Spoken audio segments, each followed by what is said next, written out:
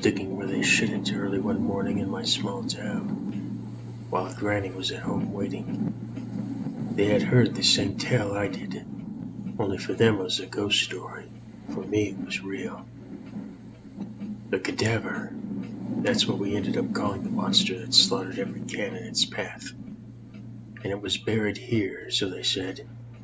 These two grave robbers were looking for a prize, something to sell for a large sum, but they found death. Couldn't tell you how to stop it. Many tried before and failed.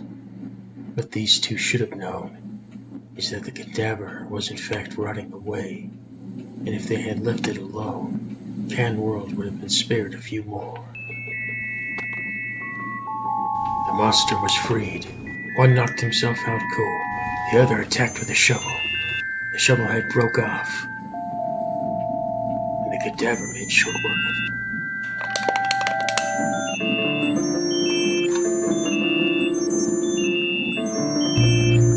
The other one came too. He didn't know what to think, but he didn't have time to either.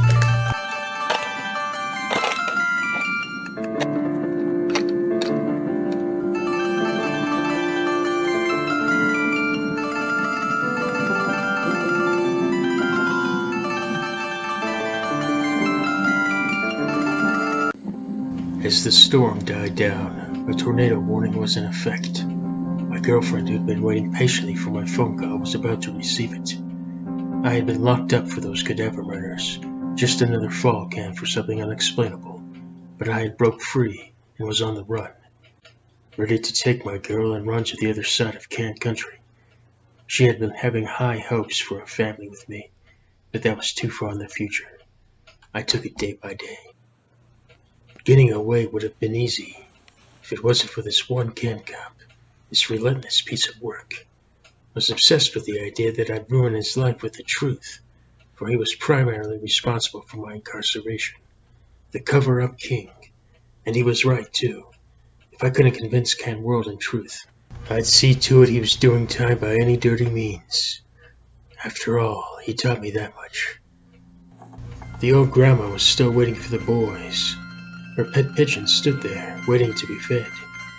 News reports on the tornado had her worried some, but not too much. Wind banging against the door. It sounded like a knock. She just had to be sure. As the pigeon flew out into the storm, Granny thought she heard a noise in the basement. Surely it was her boys, but it could have been a small animal. Both ideas would prove to be wrong. It was dark. She needed some light.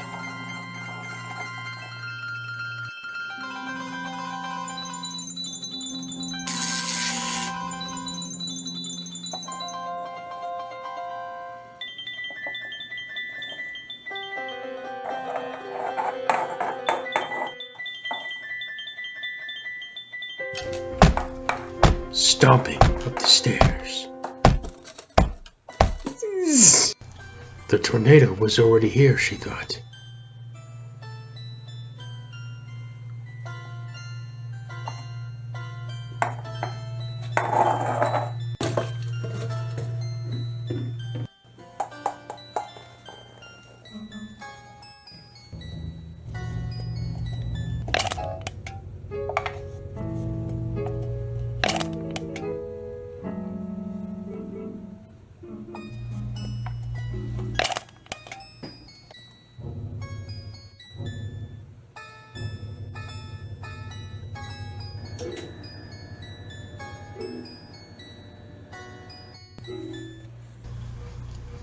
I was beginning to lose faith that I wouldn't escape this clown handcuff, but we were both getting tired, and he couldn't get back up in this town, not with the tornado watch in effect. It was 50-50. He shot me in the left side. He wanted me to suffer. Thankfully, at least at that moment, I was all too happy Cadaver wanted him to suffer too.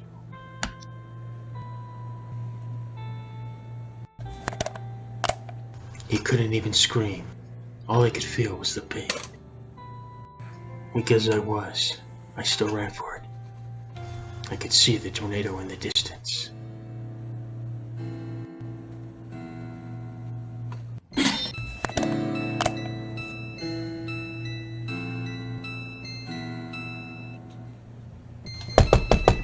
She answered the door, half surprised to see me, even more surprised to see me shot. But it was going to be okay. How we missed each other. Small talk at first. She wanted to tell me something for real, but the tornado had arrived. It was time to see shot. Rebounds. At least half of our small town would be destroyed.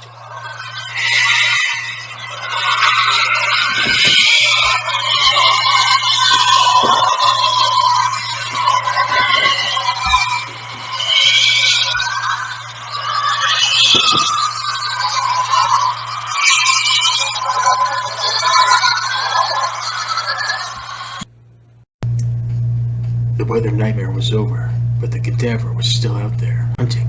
I was sure of it. And it was then that she revealed her communications with Nate while I was away. He uncovered this secret, the one about Cadaver rotting away, but also a new one, how electricity could speed up the process, and he built a secret station disguised as a drugstore, just in case.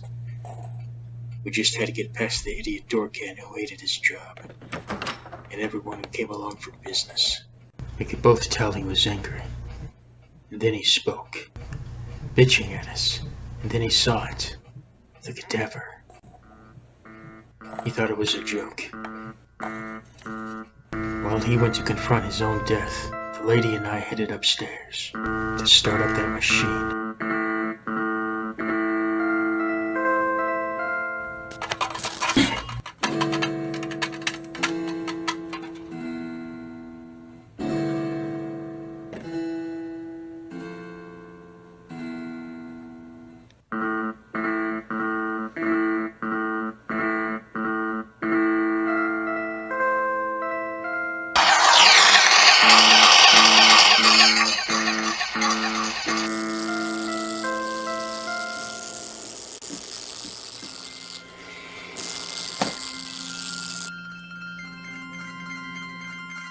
The red liquid inside. Once it disappeared, he'd be dead.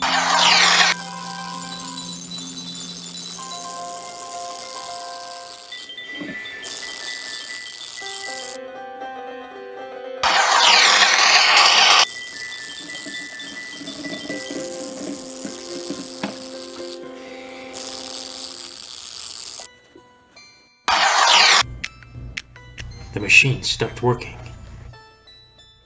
It was time to panic.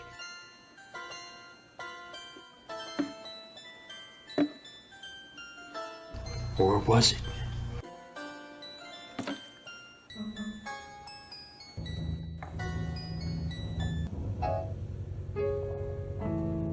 She didn't want me getting too close. Alive as he was, I figured he was too weak to do anything. Big mistake. She screamed, and I was done for. I told her to throw the switch one last time, just in case. Then I died.